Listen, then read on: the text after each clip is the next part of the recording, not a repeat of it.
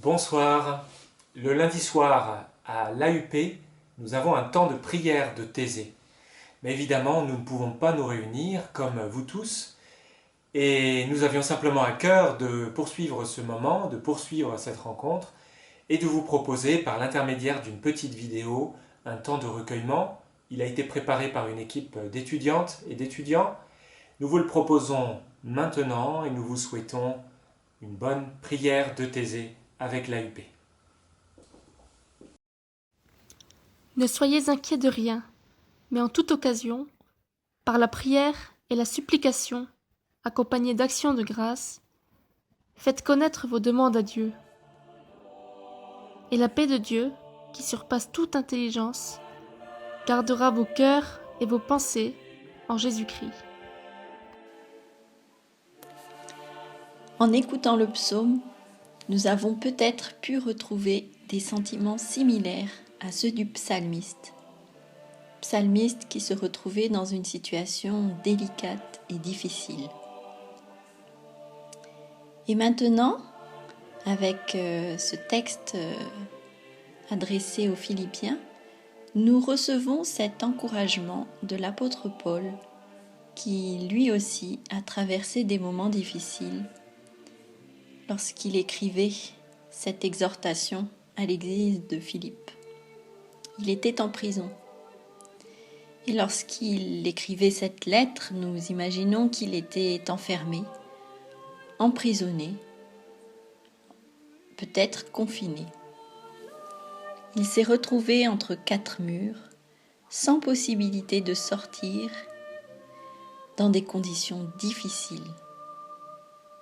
On imagine les prisons de l'Antiquité, leur insalubrité, et on imagine qu'il n'avait pas de date prévue de sortie. Peut-être même qu'il a souffert physiquement, peut-être qu'il a eu froid, qu'il a eu faim.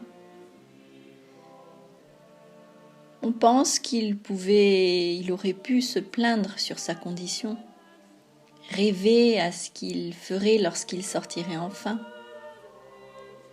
regretter ce dont il n'avait pas pu profiter avant.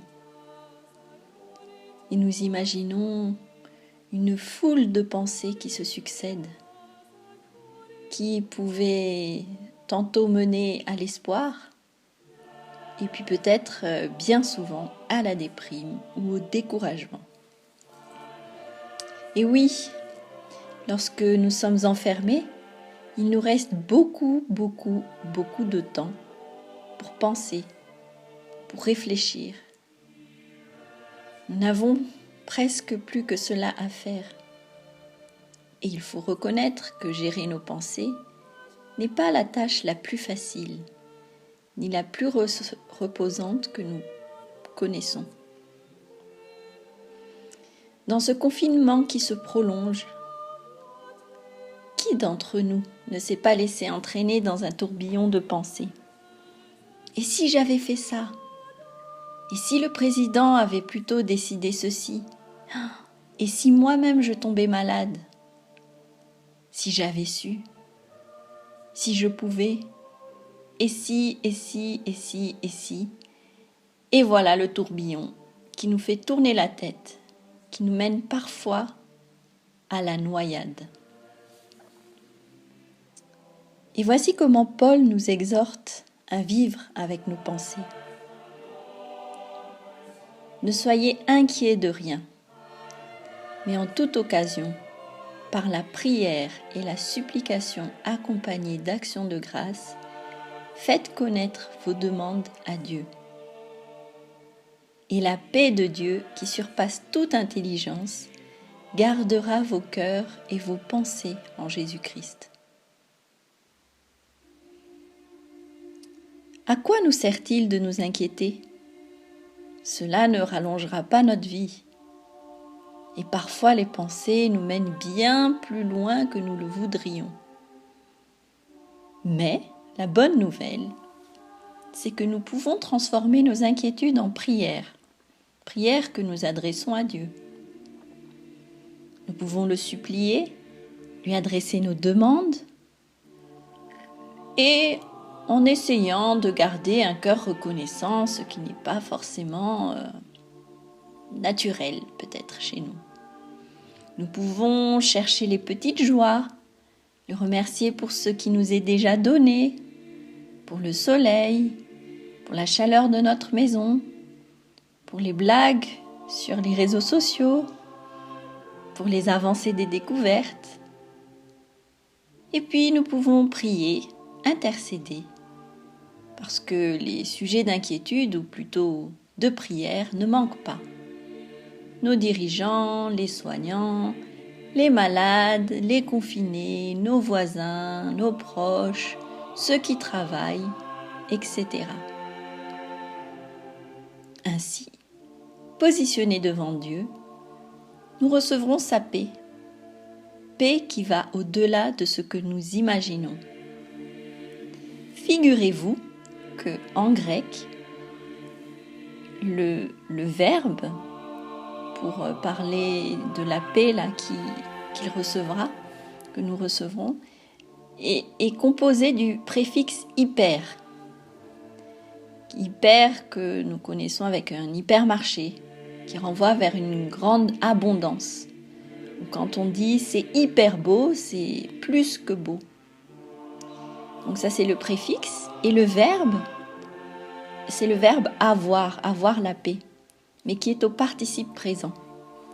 Et donc littéralement, lorsque nous lisons ce bout de phrase en grec, il signifie que nous sommes en train d'avoir de la paix en abondance, de recevoir en abondance de la paix.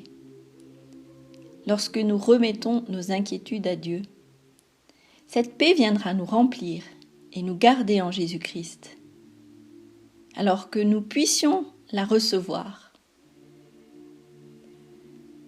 Restons en prière devant Dieu et que la paix de Dieu nous remplisse en abondance, même dans des circonstances et des conditions floues et difficiles.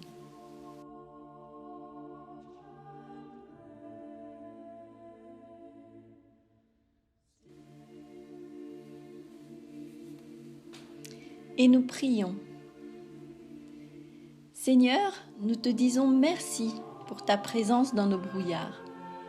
Et particulièrement dans ces jours difficiles, nous te confions ce monde, à toi qui es Dieu. Sauve-nous. Merci pour les structures de soins que nous avons. Protège et bénis tous les soignants, renouvelle leurs forces. Merci pour toutes les personnes qui sont guéries ou en voie de guérison. Renouvelle leurs forces. Nous te confions les malades, qu'ils traversent ces moments avec la paix que tu veux donner et qu'ils accèdent à la guérison. Seigneur, permets un grand nombre de guérisons. Merci pour les lieux de confinement dans lesquels nous sommes, soit au milieu des maisons, des chambres, des appartements. Apaise les tensions et donne à chacun un espace intérieur pour te rencontrer. Nous te confions ceux qui sont plus vulnérables, qui n'ont pas de toi. Sois leur protection. Merci pour nos dirigeants, qu'ils prennent des décisions pour le bien du peuple et selon ton cœur. Et nous nous remettons entre tes mains.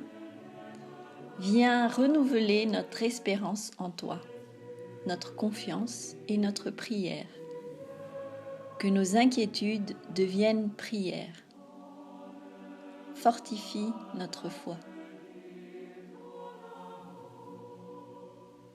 Et pour toutes les prières que nous n'avons pas exprimées, nous prions chacun chez nous, mais ensemble devant toi, la prière que ton Fils nous a enseignée.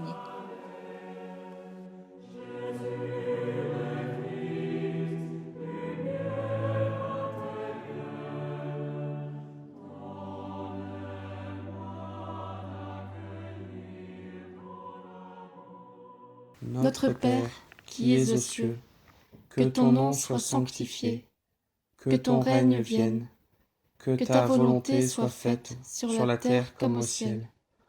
Donne-nous aujourd'hui notre pain de ce jour. Pardonne-nous nos offenses, comme nous pardonnons aussi à ceux qui nous ont offensés. Et ne nous laisse pas entrer en tentation, mais délivre-nous du mal.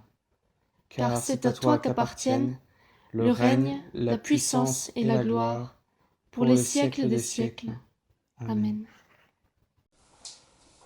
Ce moment s'achève ici, mais nous vous donnons déjà rendez-vous pour notre halte spirituelle du mercredi dans quelques jours, et d'ici là, que Dieu vous garde.